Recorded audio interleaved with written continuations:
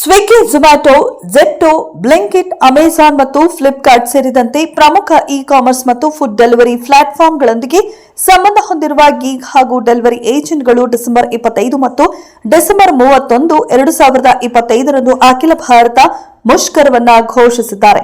ವೇತನ, ಸುರಕ್ಷತೆ, ಉದ್ಯೋಗ ಭದ್ರತೆ ಮತ್ತು ಸಾಮಾಜಿಕ ರಕ್ಷಣೆಯ ಬಗ್ಗೆ ಕಳವಳಗಳು ಸೇರಿದಂತೆ ಗೀಗ್ ಮತ್ತು ಪ್ಲಾಟ್ಫಾರ್ಮ್ ಆರ್ಥಿಕತೆಯಲ್ಲಿ ಹದಗೆಡುತ್ತಿರುವ ಕೆಲಸದ ಪರಿಸ್ಥಿತಿಗಳನ್ನು ಪ್ರತಿಭಟಿಸಲು ಭಾರತೀಯ ಅಪ್ಲಿಕೇಶನ್ ಆಧಾರಿತ ಸಾರಿಗೆ ಕಾರ್ಮಿಕರ ಒಕ್ಕೂಟ ಮತ್ತು ತೆಲಂಗಾಣ ಗೀಗ್ ಮತ್ತು ಪ್ಲಾಟ್ಫಾರ್ಮ್ ಕಾರ್ಮಿಕರ ಒಕ್ಕೂಟವು ಮುಷ್ಕರಕ್ಕೆ ಕರೆ ನೀಡಿದೆ.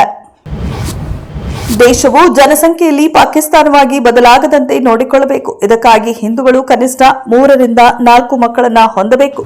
ಮೌಲಾನಾಗಳಿಗೆ 4 ಹೆಂಡತಿಯರು 19 ಮಕ್ಕಳು ಇರುವಾಗ ಹಿಂದೂಸ್ತಾನವನ್ನು ರಕ್ಷಿಸಲು ಎಲ್ಲಾ ಹಿಂದೂಗಳು ಕನಿಷ್ಠ 3 ರಿಂದ 4 ಮಕ್ಕಳನ್ನು ಹೊಂದಬೇಕು ಎಂದು ಬಿಜೆಪಿ ನಾಯಕಿ ನವನೀತ್ ರಾಣಾ ಮನವಿ ಮಾಡಿದ್ದಾರೆ. ಗೃಹ ಜ್ಯೋತಿಯಂತಹ ಕಾರ್ಯಕ್ರಮ ಅನುಷ್ಠಾನ ಹಾಗೂ ಕಠಿಣ ಕ್ರಮಗಳ ನಡುವೆಯೂ ರಾಜಧಾನಿಯಲ್ಲಿ ವಿದ್ಯುತ್ ಕಳ್ಳತನ ನಿರಂತರ ನಡೆಯುತ್ತಿದೆ. ಕಳೆದ 3 ವರ್ಷಗಳಲ್ಲಿ ಒಟ್ಟು 30,735 ಪ್ರಕರಣಗಳು ದಾಖಲಾಗಿವೆ. ಇದರಲ್ಲಿ 3,568 ಗಂಭೀರ ಪ್ರಕರಣಗಳಾಗಿವೆ.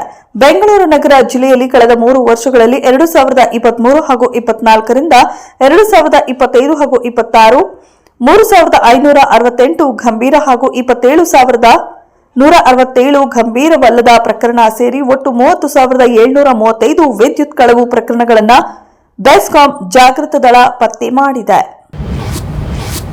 ಚಿತ್ರದುರ್ಗ ಜಿಲ್ಲೆಯ ಹಿರಿಯೂರು ತಾಲೂಕಿನ ಗೋರ್ಲತ್ತು ಕ್ರಾಸ್ ಬಳಿ ನಡೆದ ಭೀಕರ ರಸ್ತೆ ಅಪಘಾತವು ದೇಶವನ್ನೇ ಬೆಚ್ಚಿ ಬೀಳಿಸಿದೆ. 17 ಮಂದಿ ಸಜೀವ ದಹನವಾದ ಈ ಘಟನೆಗೆ ಪ್ರಧಾನಿ ನರೇಂದ್ರ ಮೋದಿ ಅವರು ತೀವ್ರ ಆಘಾತ ವ್ಯಕ್ತಪಡಿಸಿದ್ದಾರೆ.